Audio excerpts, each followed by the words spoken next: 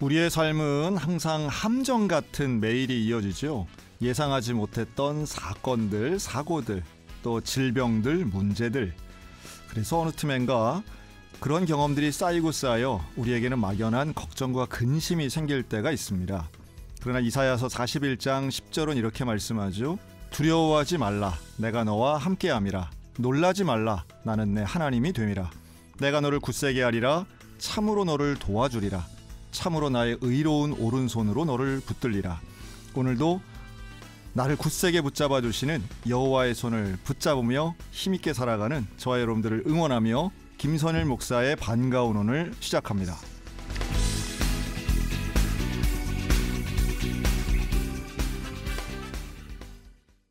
강원 CBS 라디오 오 해피데이 김선일 목사의 반가운 오늘입니다. 매주 토요일 낮 12시 5분부터 1시 30분까지 우리 지역의 지도자들 또 우리 기독인들 모시고 인터뷰 형식으로 진행하는 시간인데요.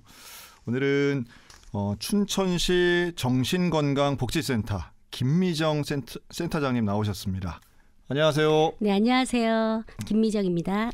오늘 귀한 시간 내주셔서 감사합니다. 오늘 첫 곡 들으신 거는 심영진의 비준비하시니였고요. 오늘 나오신 우리 김미정 센터장님은 우리 또 교회 권사님이시기도 하고 요즘 우리 춘천시는 물론이고 요즘 우리 이 시대에 딱 맞는 정신건강에 대한 아주 좋은 거 다 있네요. 정신건강복지센터. 그렇죠? 네. 구체적으로 어떤 일 하는 데인지 설명을 해 주시죠. 네, 춘천시 정신건강복지센터는 지역사회 내에 있는 정신질환자의 등록을 해서 관리하고 또한 이들을 위해서 재활 프로그램을 하고 있습니다. 또 치료 연계를 위해서 지역에 있는 의료기관과 연계를 하고 또 복지와 관련된 다양한 기관들과 연계를 하고 있습니다. 또한 일반 지역 주민들에게 정신건강과 또 자살 예방 등을 위해서 지역사회 모든 전반의 정신건강 증진 사업을 하고 있는 공공기관입니다. 정말 그 공공기관답게 설명을 이렇게 똑부러지게 해주시는 목소리가 아주 낭낭합니다. 이게 역사 98년부터 시작했다고요? 네. 오, 제법 오래됐네요. 네. 그럼 이게 뭐 개인이 만든 게 아니니까 공공기관이니까 그럼 이게 춘천시가 이렇게 운영을 하나요? 네, 이 정신건강복지센터는요.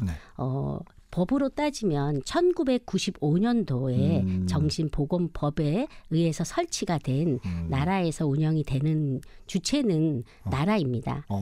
그래서 이 센터는 전국에 한 269개가 있습니다. 네. 그러면 춘천시에만 있는 게 아니라 강원도를 따지면 18개 시군에 다 있습니다. 모든 시에 다 있는 거예요? 그러니까. 모든 전국에 다 있다고 보시면 됩니다. 그러면 센터장님은 공무원 신분이에요? 예, 저희는 이제 공무원 신분은 아니지만 저희는 전문 영역에 그 정신건강 전문 요원이라는 국가에서 따로 저희가 이제 법에 의해서 그 자격을 따고 전문 요원의 자격으로 저희는 그렇게 있어서 공무원은 아니지만 그래도 공무원의 기준에 준해서 일을 하고 있는. 그럼 이제 이게 센터를 제가 본 기억도 나고 하는데. 그 누구나 이렇게 이용할 수 있나요? 예, 누구나 이용할 수 있고요. 저희들 춘천시 정신건강복지센터다 보니까 춘천시 시민들을 위해서 다양한 일들을 하고 있는데요. 상담 서비스라든지 뭐 교육 서비스라든지 그리고 예를 들어서 치료가 필요하면 정신의료기관들에게 치료 또 연계해주는 일들도 하고 있고요. 정신과 병원이 아닌데 우리가 이제 소위 말해 이제 마음이 힘들고 마음이 아픈 사람이 어떤 병원 가기는 조금 좀 진입 장벽이 좀 있고 뭐 이렇게 좀 이해하면 될까요? 그런 분들이 병원은 딱 가긴 어렵고 근데 그 전에 어떤 기관에 가서 내가 정신적으로 정말 상담만 받아도 되는지 아니면 이렇게 이야기하고 되는 경우도 있거든요. 그런데 그렇지 않은 경우도 많아요. 생각보다 좀 병원에 가서 치료를 받아야 될 경우도 있거든요. 물론 있겠죠. 예, 그런 네. 경우를 저희들이 좀 판단해주고 그런 역할을 하는 곳이 바로 이 센터입니다. 네. 이 규모가 얼마나 되나? 일하시는 분들이 몇 명이나 계세요? 저희는 현재 저를 포함해서 상근으로 일하고 있는 직원이 한 32분 계십니다. 상당히 네. 크네요. 네. 제가 여기 한번 가봤는데 네. 다들 진짜 어제 우리 시청 같고 막 도청 같이 이렇게 아주 전문 인력들이 거기 상주하고 계시더라고요. 네. 그리고 그 다른 안 가보신 분들은 이게 정확하게 이해가 잘 안 되더라도 네. 여기를 이용해 보신 분들은 되게 자연스럽고 좀 들어가기도 쉽지만 다 이게 환영해 주시고 아주 따뜻한 분위기가 느껴지던데 교육은 어떤 교육을 하시나요?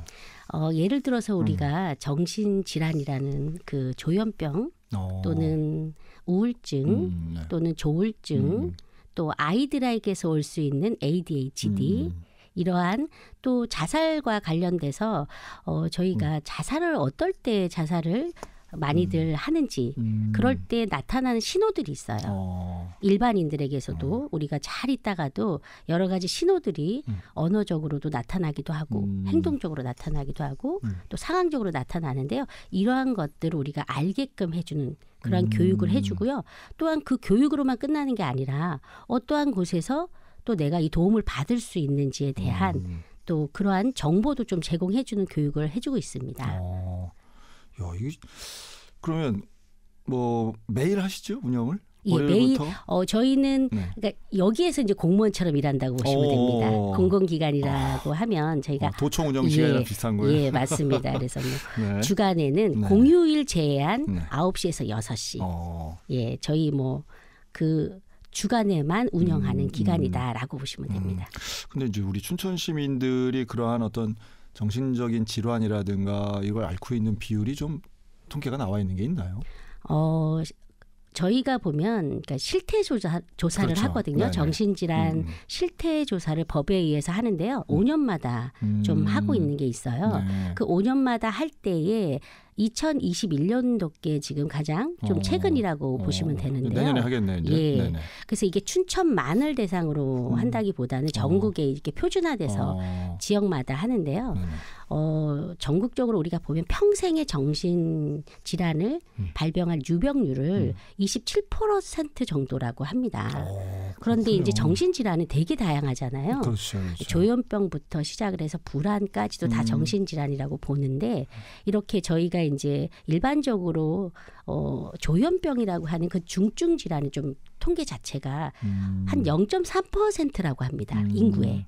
예, 그러면 저희가 한 22만 정도 되니까요. 없는 건 아니지만 네네네. 퍼센트는 좀 퍼센트는 낮아 보이지만 예, 22만은 굉장히 뭐 우리 많은 춘천 거죠. 시민보다 많구만요. 예. 네네. 네, 그렇습니다. 네. 그래서 그 우울증은 한 10% 이상이 걸린다고 하니까요. 그걸 따지면 굉장히 우리가 평생의 정신질환을 중에서도 우울은 또 많이 걸릴 수도 있다는 걸로 좀 보여지죠. 사실은 우리 이제 기독교인들 입장에서 본다면 이런 우울증에 대해서 사실은 왜 좀 터부시하는 게 있잖아요.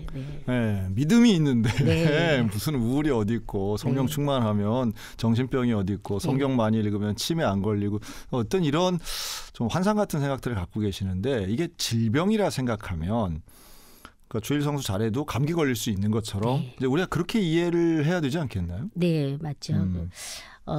저희가 그 기독교인들 중에서 가장 좀 어려운 게 이제 저희가 특히 자살하면 지옥 간다 이런 말들이 있잖아요. 그렇죠. 그러한 부분들 때문에 자살이란 자체가 우울증부터도 시작이 되기도 하지만 다양한 이유로도 오는데 그래서 확실한 건 뭐냐면 그 우리가 정신 건강에 있어서 그 우울 같은 이런 부분들을 그 기독교적으로 조금만 바라보면은 말을 안 하게 되는 이런 상황이 좀 생기게 되더라고요. 다시 말해 자살의 원인이 다양할 수 있는데 이걸 좀 이해할 필요가 있는 거죠.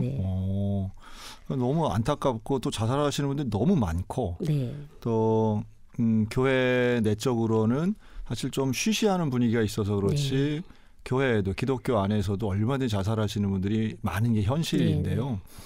여기에 대해서는 오히려 자살 방지를 위해서는 여기에 대해 개방적인 태도가 좀 필요하다 이렇게 보여지고 어제도 저희 그 교육자 모임에서 저희 교단의 상황이긴 하지만 네. 매년 몇 분씩 그 자살하시는 목회자들이 계세요. 이건 참 안타까운 일이지만 또 현실이기도 하고 그런데 그것도 결국은 이런 질병과 연관성이 있다고 저희가 이제 보기 때문에 네, 네. 목회자라고 해서 여기서 예외가 아니다 네. 이렇게 보는데 그러니까 우리는 좀 적극적으로 자기 자신을 이렇게 좀 검사한다 뭐 네. 이렇게 해야 되나요? 자기 자신을 좀 점검할 필요가 있는데 네. 목회자니까 정신적인 것 같고 영적인 거를 조금 구별해서 생각해야 될 필요가 있지 않나 네. 하는 생각은 들더라고요. 정신 상태에서 질병이 누구나 들 수 있는 건데요. 이게 예방이 되나요? 네, 예방이 우리가 질병을 걸리기 전 단계가 다 있잖아요. 그렇죠. 어떤 신호들이 있는데 맞아요. 그런 신호들을 놓치지 않아야 되는데요. 그래서 예방 교육이 필요한 것 같습니다. 그래서 저희가 하는 교육 중에서도 이렇게 보고 듣고 말하기라는 그런 교육이 있어요. 네네. 어떤 위험 신호가 왔을 때 그 위험 신호를 인지해야 되잖아요. 그렇죠. 사람마다 다를 수 있거든요. 사람마다 또 개인마다 그 위험 신호가 강도가 다를 수 있잖아요. 그렇죠. 그래서 받아들이는 것도 예. 다르고. 그러면 그런 부분들을 그게 위험 신호인지 진짜 물어봐야 되거든요. 근데 묻지를 않아요, 사람들이. 특히나 자살에 대해 묻지를 않아요. 그렇죠. 왜냐하면 자살이란 말을 하면 오히려 더 부추기는 거 아닐까?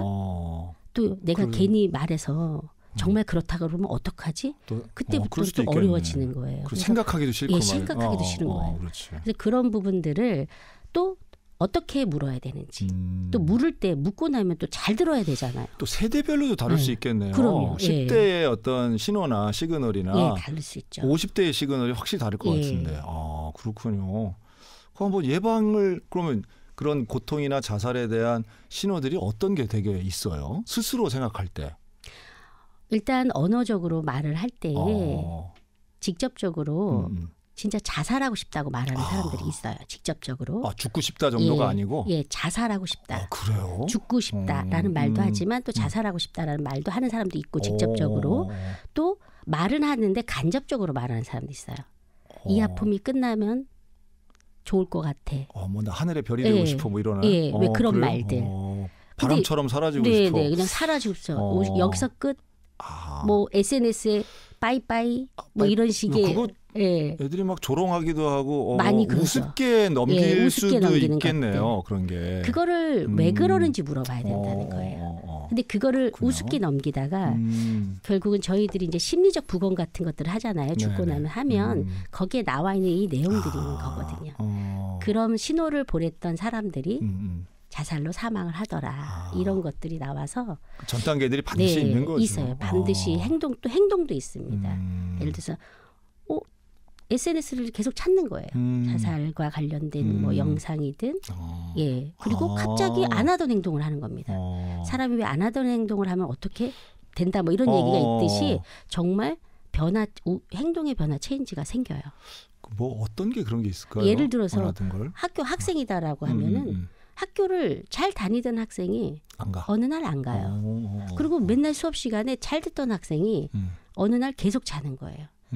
그리고 어느 날 가만히 누워 자던 애가 또 반대로 활기차게 막 다니는 거예요. 활기차게 되면은 또 좋아하지 않을까? 그럴 것 같지만 이게 다 변화로 보라는 거죠. 왜 그러는지. 그렇군요. 그런 부분들을 좀 신경을 써야 된다. 그러면 하던 대로 해야 되는 이게 좋아지는 것도 아니고 이게 나빠지는 것도 불안하네. 다 그렇군요. 좋아질 때 조심해란 말도 있습니다. 저희는 그렇게 항상 병이 나을 때 특히나 그런 것들이 밀려오고 되게 과거에 자기가 했던 행동들이 그러면 거기서 또 우울감이 빠지게 되더라고요. 또 제가 최근에 보니까 그런 게 있더라고요. 이제 차라리 혼자 이렇게 외톨이로 있는 사람은 뭐 우울할 가능성이 높아 보이니까 오히려 주목하게 되는데 여러 사람 속에 끼어 있는데 막 웃고 떠들고 하는데 스스로는 나 내일 죽어야지 이런 사람이 있다면서요? 네. 뭐 연예인들도 그러잖아요. 친구들도 걔 어제까지 나랑 얘기했어. 그렇지. 그럴 리가 없어. 그런데 다 추적을 해보면 그 전에 보냈던 신호들이 있었어요. 그날만 다르게. 그런데 사람들은 다 뒤늦게 후회를 많이 하더라고요. 그 후회를 우리가 좀 하지 않으려면 이걸 좀 잘 알아야 된다는 거죠. 결국 이제 가까운 사람들이 이걸 발견해야 될 것 같은데 자주 보고 가까이서 보는 그거 어떻게 해야 그거를 어제 같지 않은데 뭐 요 정도 가지고는 그냥 넘길 것 같은데. 그래서 네네. 저희는 그걸 훈련이라 그러거든요. 말도 훈련하듯이 저희 정신 건강에서는 저희 전문 요원들은 항상 훈련을 하라고 해요. 그러면 우리 사이에서도 얼굴이 안 좋아지는 친구들 있잖아요. 출근했는데 그래서 얼굴들을 잘 보라 그래요. 아이고야. 그러면 너 무슨 일이 있니?는 물어볼 수 있잖아요. 그렇지. 거기에 저희가 자살을 하고 생각하고 있니? 이렇게 묻긴 좀 어렵죠. 그 당시에는. 또 내일 죽을 계획이니 이럴 수는 없는 거니까. 그럴 수는 없으니까. 그러니까 무슨 일이 있니? 그랬을 때 만약에 아무 일도 없어.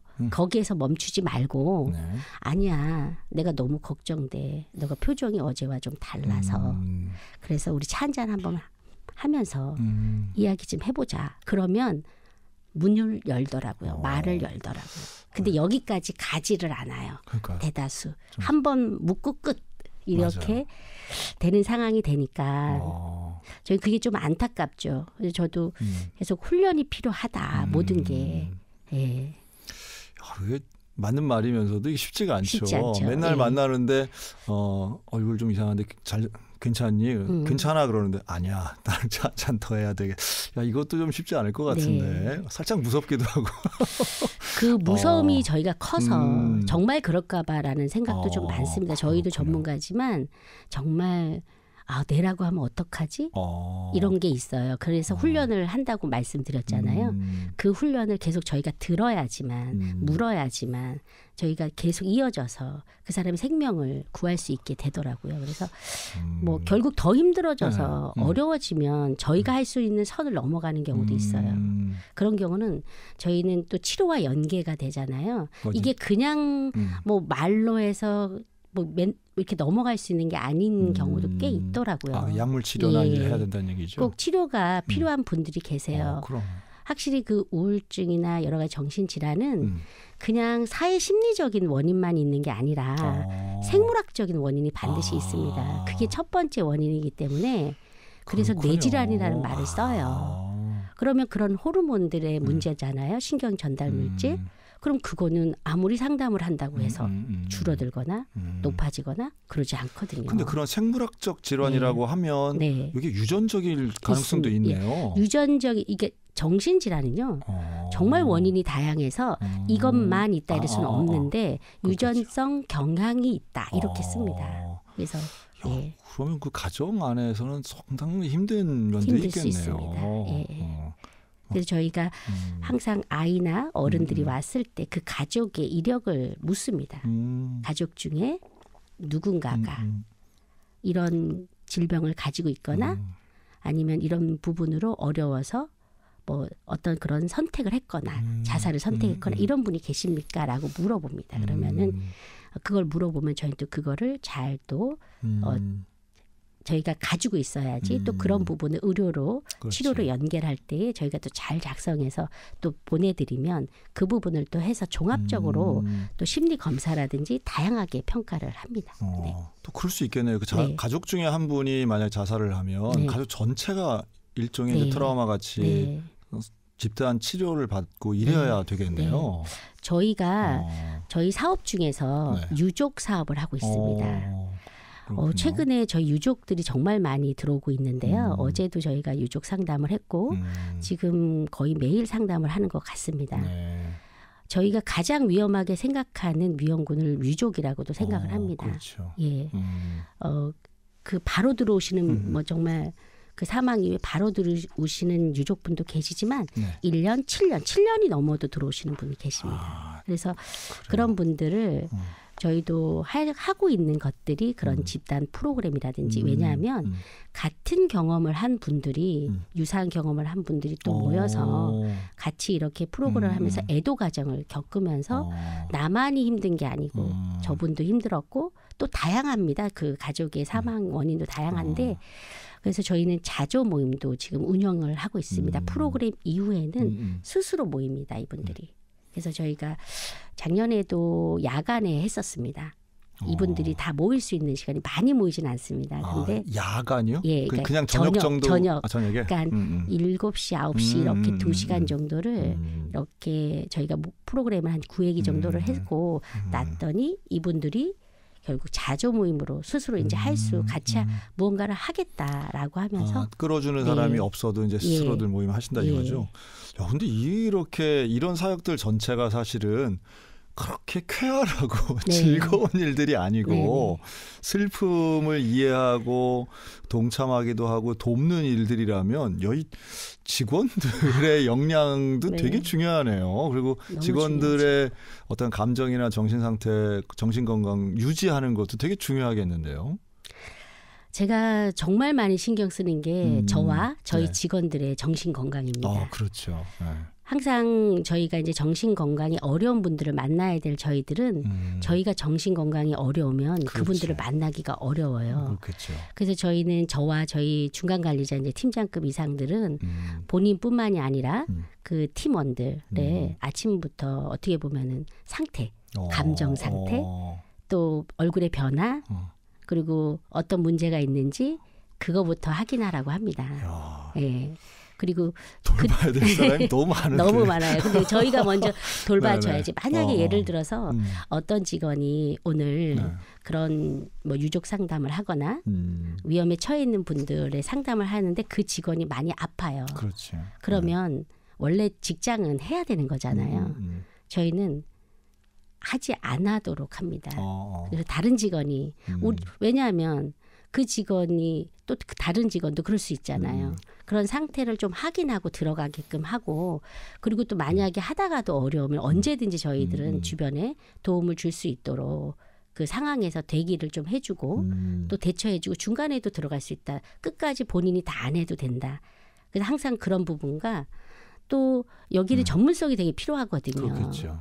이런 훈련들을 정말 매달 정기적으로 그런 교육들을 하고요. 또 각각의 신앙들이 있습니다. 저희 직원들이 다 크리스찬은 아니지만 각각의 신앙들의 그런 영적인 부분도 항상 좀 신경을 쓰도록 제가 또 말씀을 드립니다. 직원들한테. 그러니까 사실은 종교하고도 사실 뗄 수 없는 왜냐하면 죽음의 문제는 다른 누구가 해결할 수 없고 사람이 죽음을 선택하려고 하는 단계라면 자기의 인생에 대해서는 전혀 이제 다른 차원으로 보는 사람들이 대부분일 텐데 그러니 뭐 우리는 이제 기독교지만 기독교가 아닌 다른 종교에 대해서도 상당히 열려 있을 것 같거든요. 무속이나 이런 것에 대해서도 그런 면에서 이렇게 직원들이나 혹은 우리 기독교인들이 이분들에게 손을 내밀고 또 복음으로 생명으로 그리스도 앞으로 인도해내는 좀 그런 기회도 많으실 것 같다는 생각이 드네요. 네, 저는 무속인들을 많이 알고 있고요. 그 무속인들이 항상 보면은 진짜 그분들의 그 정말 그분들의 사명은 다르잖아요, 저희들하고. 그렇죠. 그런데 이제 이야기를 하다 보면 무속인의 사명 그러니까 또 좀 새로운 느낌 하네요. 그분들도 사명이 있더라고요. 직업윤리도 있고, 직업윤리도 있고 그래서 들어보면 정말 다 인간은 똑같다. 거기에서 근데 고뇌하고 힘들어하는 마음 건강에 너무 어려워하는 것들이 있어요. 저희는 그 부분을 같이 이야기를 나눠주는 거죠. 요즘 21세기 무속인들은 카운셀러라고 하더라고요. 보듬어주고 뭐 내가 다 이해한다, 뭐 다 불쌍한 것 이렇게 하면서 접근한다고 하시더라고요. 다들 발전하고 있구나 생각이 들었던 적도 있는데 그렇게 해서 사실은 목회자도 좀 비슷하거든요. 목회자도 우리 교인들하고 상담하고 할 때 보면 너무너무 힘들어하시는 분들이 있고 답이 없는 문제 같은 그 절망감 가운데 서 계시는데 이렇게 교회라든가 또는 뭐 학교도 마찬가지고 연계해서 해야 될 사업들도 많아 보이시네요. 네. 저희는 이제 특히나 저는 아동 청소년과 청년의 정말 좀 안타까운 것들이 많은데요. 저희가 아동 청소년 청년 팀이 있어요. 근데 저희가 볼 수 있는 우리 대상군들은 저희는 직원이 많지 않다 보니까 어떤 질환을 가진 친구들이에요. 정신질환을. 그런데 정신질환만 가지고 아이들이 그렇게 다 진단받기는 어렵잖아요. 그래서 교육청하고 저는 춘천에서 하는 청소년 그 마음 지킴이 제가 전문위원으로 들어가 있어요. 이름 좋네요. 마음 지킴이. 그래서 춘청맞이라 그래요. 그거를. 춘천의 청소년 마음 지킴이 그렇게 만들었거든요. 춘천맞이. 춘청맞이. 춘청 청. 그러니까 난 자꾸 충청도로 들리는데 나만 들리나 춘천이죠? 예. 춘천 맞이. 아니 춘청. 청소년의 네, 청소년이라고 청이요? 그걸 그렇게 오케이. 만들었어요. 춘청. 네. 네네. 알겠습니다. 네. 강원도인데 자꾸 충청. 그렇군요. 예. 춘천에 있는 청소년들의 마음 지킴이. 예. 그렇게 해서 춘천에 있는 그 청소년 관련 기관들이 굉장히 많아요. 그래서 교육청이 주관을 해서 이 관련 기관들이 청소년이 어려운 친구들을 도와주는 그런 연계하는 역할을 저희가 하고 있습니다. 네. 그 애들이 어떻게 찾아오나요? 아니면 어떻게 찾아가서 하나요? 저희 같은 경우는 뭐 병원에서 의뢰되는 경우가 좀 있고요. 그리고 학교에서 네네. 상담 선생님이 다 계시거든요. 맞아요. 있더라고요. 예. 그리고 교육청에는 위센터의 선생님들이 계시고요. 네. 그분들에게 학교의 애들은 좀 문제가 발견이 되거든요. 그러면 저희들에게 연계가 선생님을 통해서 연계가 됩니다. 그렇게 하고 직접적으로 아이들과 부모를 저희가 상담하게 되는 거죠. 시스템적으로 운영이 시스템적으로 되네요. 운영이 됩니다. 네. 그렇게 하면은 실제로 좀 유의미한 도움들이 이렇게 되나요? 네. 그럼 제가 볼 때는 춘천도 춘천이지만 저렇게 학생 수 적은 학교들 있잖아요. 그런데 있는 애들도 좀 많이 도움이 필요할 것 같은데. 네, 지금 보면은 뭐 하천이든 뭐 홍천이든 그렇죠. 다 교육청이 있고요. 거기에 또 센터가 다 있습니다. 각 지역마다의 센터가 있고 거기에는 또 전문 요원도 있지만 또 저희가 의사도 가끔씩 이렇게 나옵니다. 마음 주치의로 그렇게 전문의들이 나오거든요. 마음 주치. 예, 네. 그분들이 나오면. 이제 연계가 됩니다. 그 군 단위에서도 그렇게 다 연계가 되고 있고요. 예. 그리고 이제 군 단위에서는 병원은 군 단위가 없거든요. 그러다 보니까 또 각 지역마다 우리 강원도에는 병원 안에 병원형 위센터가 있습니다. 병원 안에 있는 청소년을 보는 위센터가 또 있어서 강원대병원, 또 원주 세브란스 병원, 강릉의 율곡병원 이렇게 3개의 병원이 있어서 또 그 병원과도 이렇게 연계를 하고 있습니다. 네. 그런데 또 우리 강원도가 전국에 비해서 자살률이 좀 높나요? 네, 강원도가 그래도 이제 최근 21년도에 그 자살률을 보면 그래도 순위 밖으로는 나갔습니다. 순위는 3위까지잖아요. 네. 그렇지만 3등 안에는 안 드는데. 예, 근데 그 전까지는 굉장히 높았지만 지금 많은 저도 사실 그걸 우리 시장님한테 그 얘기를 듣고 내가 깜짝 놀란 적이 있는데 우리 강원도가 높다는 얘기를 듣고. 네, 높긴 높죠. 그 전국을 따지면 높은 거고 평균 높습니다. 그리고 율도 우리나라의 평균보다도 높습니다. 높은 건 있습니다. 우리 같이 산 좋고 물 좋은데 그러냐라고 하지만 거기에는 뭐 고령화도 좀 몫을 하는 거죠. 고령화도 있고 그리고 최근 그 코로나 때문에도 코로나 때 잠시 자살률이 이렇게 높지 않았거든요. 근데 오히려 지나면 높을 거다는 예상대로 지금 가고 있는데요. 23년까지의 자살률은 나와 있는 자살률은 그렇습니다. 근데 계속적으로 높아지고 있고 현재 24년도가 아직 확실하게 공개되지는 않았지만 그래도 전년 대비 높다고 합니다. 그게 이제 일관성 있는 우리 행정가들의 이야기시더라고요. 많이 좀 놀래기도 하고 그러면 이제 교회 지도자로서 사실 여기에 대한 책임감도 좀 있고 그래서 여기는 같이 좀 자살 예방의 운동에는 우리 교회도 같이 협력해야 되고 우리 지역이 이렇게 어렵다는 거 우리가 좀 책임감도 좀 가져야 된다 이런 얘기를 많이 하시거든요. 그런데 뭐 특별한 더 이유가 있을까요? 우리 강원도가 평균보다 더 높다고 하면. 이게 이제 원인을 많이 따져봤더니 전에는 정신적인 문제가 좀 원인이 많았거든요. 근데 이제 경제적인 원인이 1등으로 됐어요. 그렇겠네요. 근데 강원도를 보시면 경제적인 게 갑자기 표정이 확 어두워지는데 경제적인 거 중요하죠. 게 지금 많이 노인들이 자살률이 높은 거는 예전부터 여전히 높았습니다. 여기 노인도 많지만. 그렇군요. 근데 지금 5, 60대의 남자 자살률이 높아졌다. 이건 경제하고도 연관이 있죠. 그렇겠네요. 그래서 그런 부분들이 높아졌고 1등이 그렇습니다. 요즘. 그래서 그런 경제적인 것 이거는 정말 어떻게 해야 될지요. 그 뭐 사업이 뭐 정말 어려워지든지 아니면 미래가 불투명하든지 네. 이런 식의 사회적 분위기와 경제적인 불황이 네. 거의 매일마다 뉴스에 나오니까요. 네. 그게 원인일 수 있겠네요. 왜냐하면 네. 은퇴 직전에 이럴 때 자기 전 재산 다 예. 들어간 게 다 어려워지고 이런 경우들 교회도 많이 계시고요. 네. 그러니까 이런 분들 정말 마음에 좀 두고 네. 돕는 일들을 하는 건 의미가 있고 다시 이제 뭐랄까 재기해야 된다고 할까요? 네. 5, 60대 남성 그러니까 그냥 확 와닿네. 교회도 많으시잖아요. 네, 많으시죠. 네. 그때가 뭐랄까 정서적으로도 많이 변화들이 생기시는 것 같더라고요. 네, 저희가 갱년기 얘기하잖아요. 네. 남자들의 갱년기가 오는 시기고 여성들의 갱년기도 이제 다 그때 한참 전개될 때죠. 네네. 남녀가 어떻게 그 호르몬이 바뀐다 그러잖아요. 여자는 밖으로, 남자는 안으로. 다시 눈에 생기가 돌아오셨어요. 네, 안으로 밖으로. 네네. 집안에서도 좀 역할이 막 달라지고 네. 이제 이러니까요. 그러니까 그런 어떤 스스로의 사춘기도 그렇고 갱년기도 그렇고 네. 자신의 그런 신체 변화나 역할 변화에 대해서 받아들이는 태도는 상당히 중요하다는 생각이 드는데 네. 그렇군요. 여러 가지의 다양한 변수 속에서 이런 그러면 지금 센터장님은 이 일을 언제부터 하셨어요?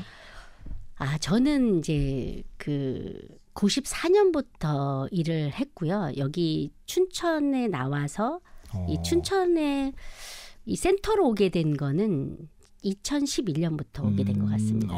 일은 저는 정신과 일은 94년부터 했지만 춘천시에 나와서 이렇게 일을 한 건 2011년부터. 94년이요? 예. 지금 30년 전. 네. 누가 봐도 되게 젊어 보이시는데. 네. 네. 그렇군요. 원래 고향은 강원도가 아니시죠? 저는 충북 단양군 매포읍에서 아주 작은 시골 마을에서 네. 시멘트가 아주 굉장히 잘 나오는. 거기 시멘트 공장 크죠? 예, 엄청 크죠. 한일 시멘트. 네. 맞아. 한일 저희 시멘트. 아빠가 네. 한일 시멘트에 다니시면서 제가 미안합니다. 한일 시멘트 네, 공장의 시멘트. 그 아파트에서 시골에서 아파트에서 산 여자예요, 제가. 야, 자랑이 되게 구체적인데. 네.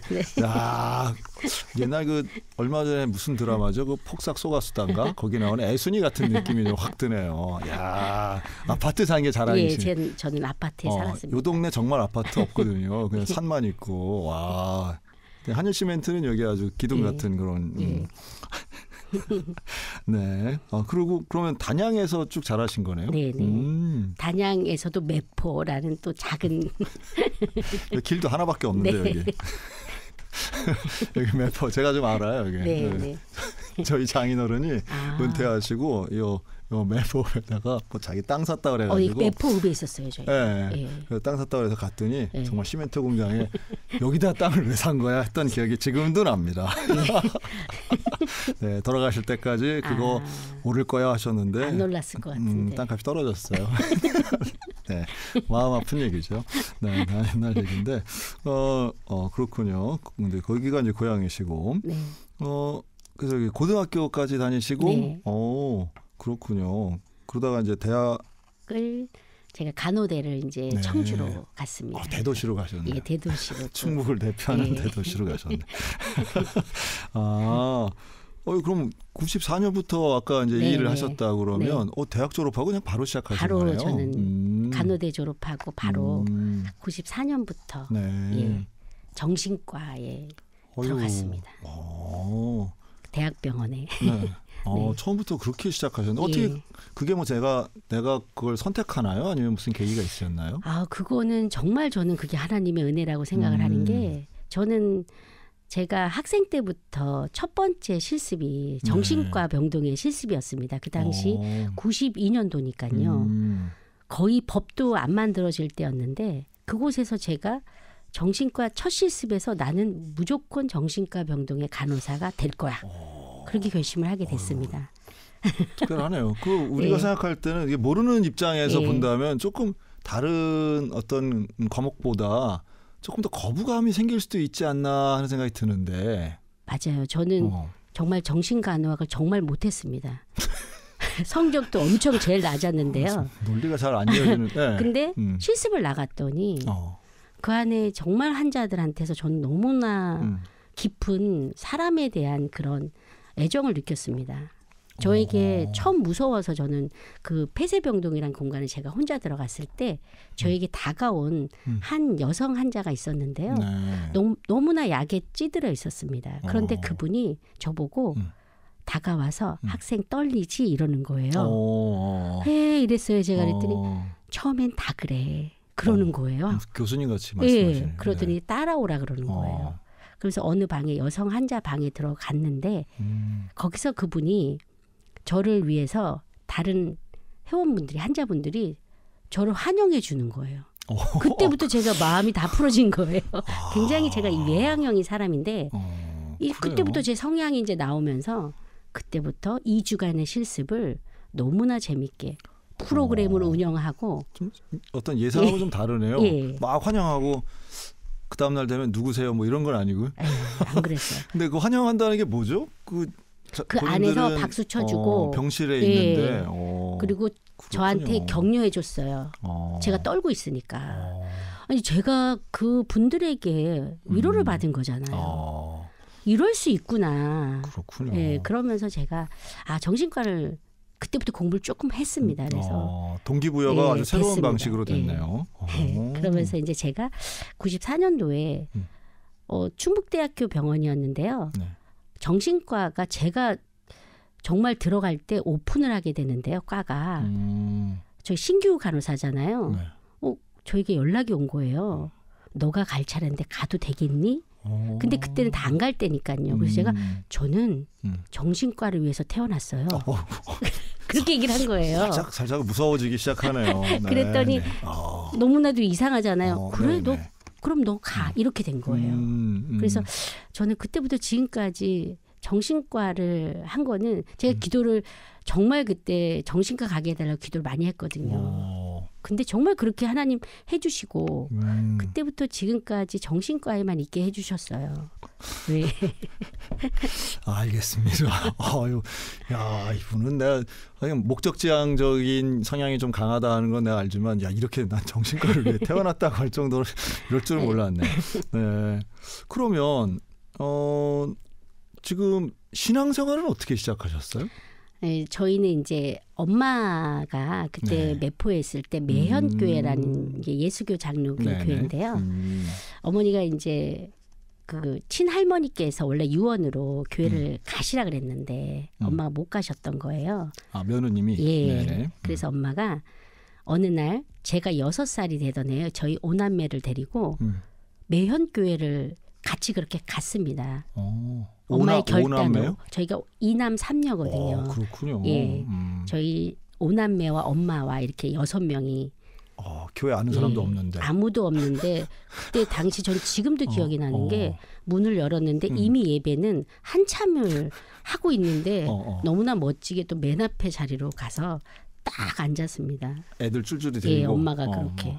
일로 와. 여기서 맨 앞으로 가셨구나. 따라가서 맨 앞에 앉았는데 근데 어느 누구도 저희를 막지 않더라고요. 원래 예배 중간에 그렇게 막 들어가면 막잖아요. 그래서 막힘없이 그냥 맨 앞에 딱 앉아서 예배를 드리고 그 순간을 지금도 기억하시네요. 그 순간을 기억하고 그 순간을 항상 생각할 때 그 순간을 생각합니다. 그러면은 그때 이후로 저희는 이제 정말 주일 성소와 맡은 바 우리 언니들 오빠 언니 다 있잖아요. 그러면 따라서 청소년부 뭐 저는 유치원부터 이렇게 시작을 해서 제 동생이 또 하나 있어서 걔랑 나랑은 유치원 이렇게 쭉쭉쭉 올라가면서 그러면서 신앙생활을 했습니다. 네. 어머니가 우리 이제 지금 권사님이시잖아요. 네. 권사님하고 많이 비슷하셨나 보네. 네. 이제 한다 그러면 맨 앞에 가서 맨 앞에 가서 우리는 오늘부터 하는 거야. 그러면 이제 안 빠지고 쭉쭉쭉 올라가는 거야 하고 이제 했겠지. 그렇군요. 그럼 그렇게 해서 어떻게 어머니도 그러면 이제 집사님 되시고 세례 받으시고 그렇게 됐겠네요. 그럼 지금도 매형교회를 아니요, 어머니는 춘천에서 이제 다른 성결교회를 지금 섬기고 계시고요.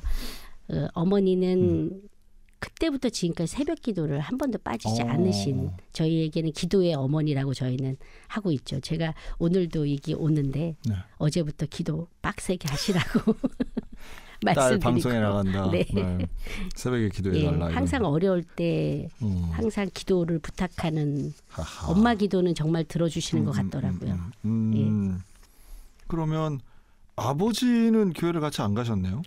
아버지는 항상 그랬어요. 나는 다 안다. 예, 이렇게 말씀하시고. 나는 다 안다. 예. 그리고 아버지도 교회를 가셨습니다. 나중엔 가셨는데 아버지는 저희에게 저희가 너무 이렇게 그러니까 나까지 이렇게 너무 열심히 하면 안 되니까 나는 띄엄띄엄 가겠다 이렇게 하시면서 전도만 많이 하셨습니다. 아버지는. 그래서 한일 시멘트에 많은 사람을 전도했습니다. 신기하네. 네, 전도를 하시고 예. 이제 나는 좀 다 아니까 나는 예. 좀 천천히 간다 이런 거네요. 예. 그렇지만 이제 굉장히 네네. 유쾌하시고 긍정적이시고 친구 많으시고. 예, 친구도 많으시고 네. 저에게 항상 그 정말 긍정의 칭찬의 아이콘이셨던 아버지세요. 그래서 저의 인격의 그 진짜 형성의 아버지가 많이 역할을 해주셨다고 저는 지금도 생각을 하고 있습니다. 우리 딸은 뭐든 다 할 수 예. 있어. 예. 미정이가 최고야. 예. 이렇게 이제. 미정이는 작아도 괜찮아. 막 이렇게 제가 작은 거에 대한 굉장히 아주 아니, 뭐, 너무 작아서 힘들어할 때마다 미정아 어. 너는 그런데 다른 걸 가지고 있잖아. 그렇게 얘기를 많이 해주셨습니다. 네. 뭐 부모님도 좀 작으세요? 제가 제일 작습니다. 저희 집에서. 이상하게 부모님은 안 작은데 네, 7명 형제들 중에서도 제가 그렇군요. 왜 유독 저는 키를 그렇게 안 주셨는지 제가 그것 때문에 많이 기도를 했는데 안 되더라고요. 그 기도 제목은 지금까지도 안 들어주신 것 중에 하나가 바로 저는 그렇군요. 키입니다. 네. 네. 또 키 큰 분들 보면 그렇게 키 가지고 기도 안 하셨더라고요. 뭐 크게 해주세요 이렇게 기도 안 했는데 그냥 쭉쭉 큰 분들이 대부분이시더라고요. 그렇군요. 또 네.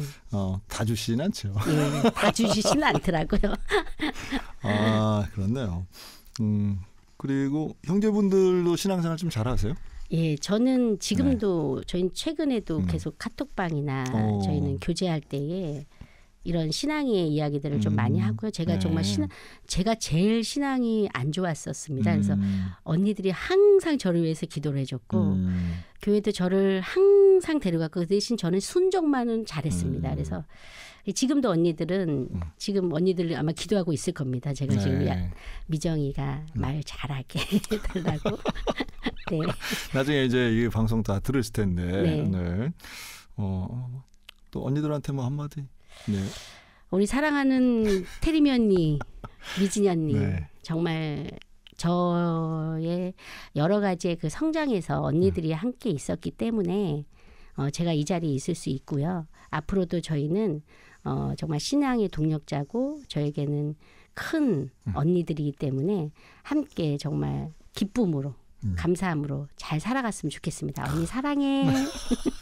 야, 시키면 다 하시는 분이에요. 야, 이거 뭐 정말 적극적이고 보면 이분은 일하면 된다 하는 생각이 드는데 그러다가 이제 청주로 나와서 대학 다닐 때는 그 다른 교회 추적하셨겠네요. 예, 정말 저에게 굉장히 신앙을 심어준 교회가 바로 그 상당교회라고. 청주에서 제일 큰 교회잖아요. 네, 제일 큰 네네, 교회. 알죠. 정말 그 교회에서 대학부와 제가 한 30살까지 거기 다녔습니다. 그러니까 10년을 그 교회에서 다녔는데요. 그 안에서 정말 많은 걸 좀 느꼈던 게 제가 정말 신앙에 있어서 저는 그냥 오로지 믿고 진짜 말씀도 잘 안 읽고 그냥 오로지 가면 된다. 그냥 믿으면 되지 뭐 말씀이야. 뭐 그냥 들으면 되지 이랬는데 저에게 한번 그 교사를 하라 그러는 거예요. 제가 말씀 전달이 어려운데 그런데 목사님께서 제가 못한다고 저 능력이 없어요 이랬더니 너가 하는 게 아니야. 너를 통해서 하나님이 일하실 거야. 너는 순종만 해. 그 말이 저는 지금도 그럼 제가 네라고 하면 되는 건가요? 그러니까 그렇대요. 그때 제 신앙은 굉장히 성장했던 것 같아요. 그때 20대였을 텐데. 20대. 네. 그럼 그때 제가 볼 때는 권사님은 교사도 되게 적극적으로 열심히 했을 것 같은데요. 정말 노는 교사였고요.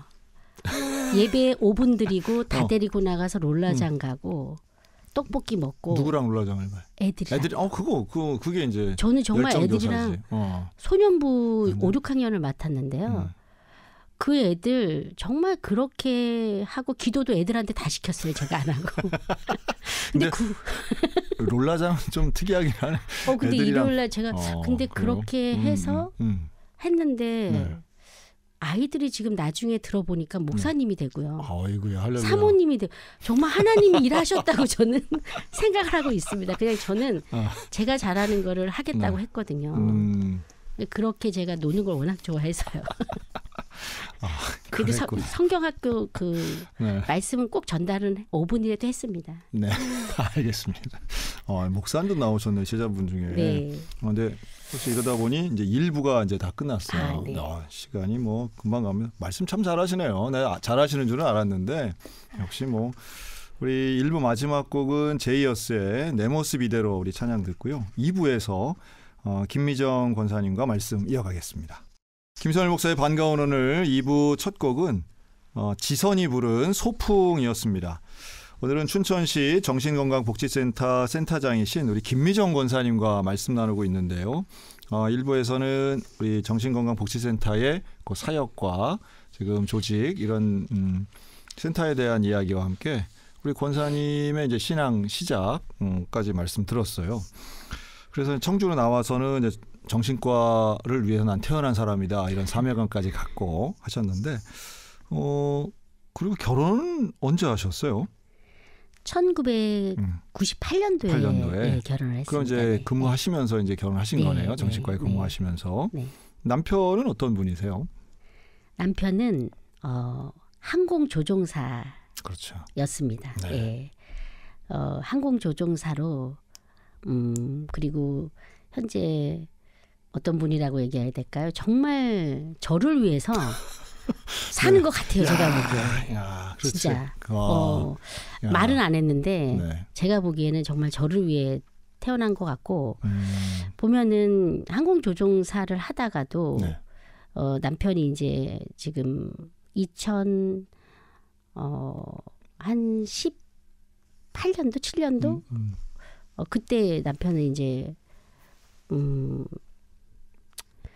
저를 외조하겠다고 그러면서 그 항공조종사를 퇴사를 했습니다. 퇴사하고. 예, 퇴사하고 지금 나와서 정말 저를 외조하고 있습니다. 예. 사실 이런 말이 존재하리라고는 생각했지만 이렇게 실제하리라고 믿지 못하시는 분들이 계실 것 같은데 이게 사실이더라고요. 정말 그 한 사람을 위해서 일방적인 것처럼 보일 정도로 헌신하고 근데 그런 가운데 억지로가 아니라 정말 행복하게 하시는 것 같아요. 예, 말로는 남들에게 억지로라고 그러고 저하고 한번 살아보라고 그러긴 하지만 남편의 진심은 제가 다 보입니다. 이야, 대단하네. 뭐 의심하는 분들도 있을 테니까 나중에 또 한번 같이 나오셔도 좋겠다는 생각이 드는데 이 부부가 사는 법. 이 부부 정말 남편과 얘기할 때도 다를 수도 있겠습니다. 근데 두 분은 어떻게 만나셨어요? 저희는 남편의 선배, 저도 아는 선배 같은 그 교회 오빠였죠. 그 교회 오빠가 너랑 닮은 남자가 있더라. 웃는 게 닮았다는 거예요. 신기하네. 예, 그래서 너 한번 만나볼래? 그래서 소개를 처음 보자마자 저도 저 남편한테 한 얘기가 우리 아빠가 되게 천국에서 좋아하실 것 같다. 당신을. 그런 얘기를 한 적이 있어요.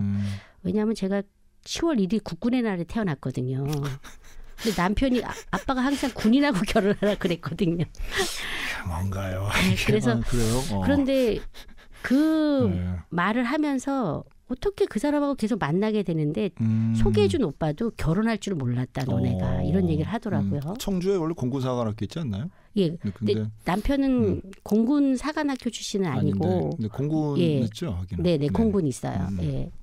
그래서 그렇게 이제 만나가지고 소개로 만나서 이제 결혼까지 하시는데 아주 딱 2년 만났습니다. 그리고 잘 어울리는. 그럼 이제 각자 이제 직장을 갖고 일하셨겠네요. 각자 일을 했고 남편은 그 지금 현재 세종이죠. 세종 조치원에 그 항공부대에서 일을 했고 저는 충북대학교 병원에서 간호사로 일을 해서 그렇게 하다가 이제 남편은 춘천으로 이제 자기 고향으로 발령지가 되면서 오게 됐고요. 저도 이제 남편 따라서 그때 이제 30살 때에 여기 강원대 병원으로 제가 또 정신과로 또 오게 됐습니다. 네.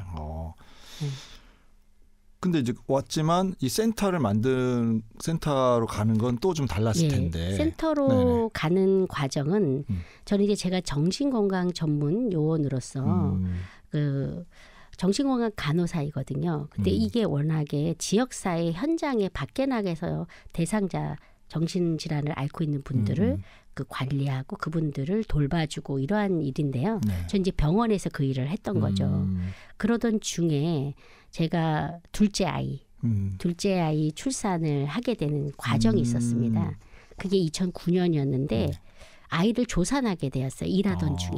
그래서 29주 만에 아이가 나오게 돼서 그 아이를 케어하기도 해야 되고 그 순간에 제가 이제는 그 대학병원이라는 곳은 3교대 근무를 하는 곳이에요. 네네네. 그러다 보니까 주일도 잘 지키기 어려웠었던 곳이었고 그래서 제가 이제 그때 결단을 하면서 지역사회에 이제 나오려고 하는 순간에 마침 그 순간에 강원도에 그때 당시 2010년도에는 자살률이 굉장히 높아서 거의 1, 2등을 다툴 때였거든요.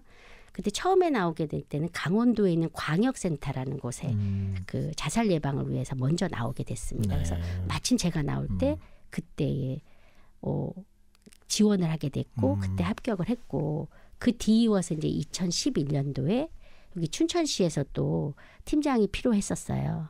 그랬던 중에 그 기회로 또 2011년도에 춘천시 정신건강복지센터로 이렇게 옮기게 됐습니다. 네. 지금 아드님이 둘이죠? 네, 아들이 둘입니다. 그때 센터장으로 들어가시고 이럴 때 네. 아들들 케어하는 것도 그렇고 되게 바쁘셨겠는데요. 그때는 정말 그 제가 둘째랑 큰애랑 차이가 10살 차이가 네네, 나는데요. 네. 그 둘째 아이가 29주에 나오다 보니까 정말 그 서울의 병원 두 군데에서 아이가 태어나자마자부터 치료를 받았는데요. 마지막 병원이 서울대 병원이었어요. 그곳에서 이 아이가 가지고 나온 질병만 거의 7가지 질병을 갖고 나왔었어요.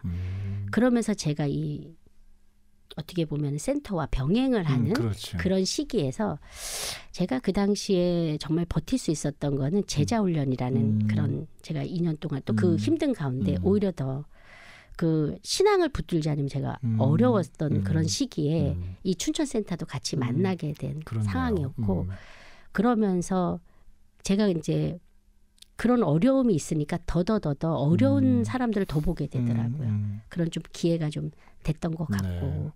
그래서 아이로 인해서 정말 저는 그 둘째 아이, 큰 아이도 마찬가지지만 둘째 아이 때문에 또 성장했다라고 저는 이제 하나님 항상 고난이 있을 때 하나님을 찾잖아요. 저는 그런 사람이더라고요. 저는 신나고 놀 게 많으면 하나님을 안 찾아요. 보니까. 되게 그래요. 네. 되게 그렇죠. 되게 그런 거 맞죠? 맞아요. 저만 그러네요. 그런 줄 알고. 그런데 그렇게 고난을 딱 주시는데 도저히 붙들 수 있는 사람이 한 분밖에 그렇죠. 없었어요. 주변에 나를 다 도와줬죠. 그렇죠. 남편이든 누구든 다.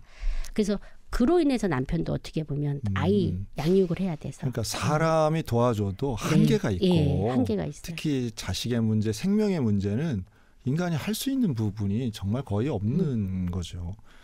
그래서 이 아들은 어떻게 됐나요 지금? 이 아들은 이제 정말 고등학교 1학년이 됐습니다. 너무나 성격도 좋고 정말 신앙도 근데 얼마 전에도 몇 년 전에도 예수님은 없다고 울면서 믿어지지 않는다고 하는데 그래도 이 아들이 신앙 믿음을 가지려고 애쓰고 그렇죠. 좀 뭐 질병이 다 좋아졌는데 아직 한 가지가 조금 완성되지 않은 게 있습니다. 그 또한 저희의 기도 제목인데요. 근데 그 또한 하나님 그 상황에서 또 이 아이가 잘 또 극복하지. 작년 한 해가 좀 그것 때문에 좀 힘들었었거든요. 저도 일을 병행하면서 한참 이런 일이 있을 때마다 일을 그만둬야 되나 이런 생각을 할 때 저희 아이들이 둘 다 엄마가 왜 그만둬? 엄마는 그 일을 해. 이렇게 했어요. 그래서 제가 또 할 수 있었던 것 같습니다. 네. 야, 그러니까 남자 세 분하고 같이 살면서 그 세 명의 응원을 받아가면서 그래서 센터 일 하나만으로 사실은 이게 쉽지 않고 자녀들 키우는 것만도 엄청난 일인데 이런 것들을 잘 균형 있게 지금까지 해오셨네요. 그리고 아마도 뭐 아직 고등학생이긴 하지만 아들들 특히나 이번에 큰 아들도 또 큰 아들은 지금 어떤 일을 하죠? 큰 아들은 이제 성인이 되고 정말 남들이 하고 싶어하는 것들 중에 이제 회계사가 있잖아요. 네네. 회계사를 자격을 따고 현재 지금 법인에서 네. 서울에 있는 법인에서 일을 하고 있습니다. 네.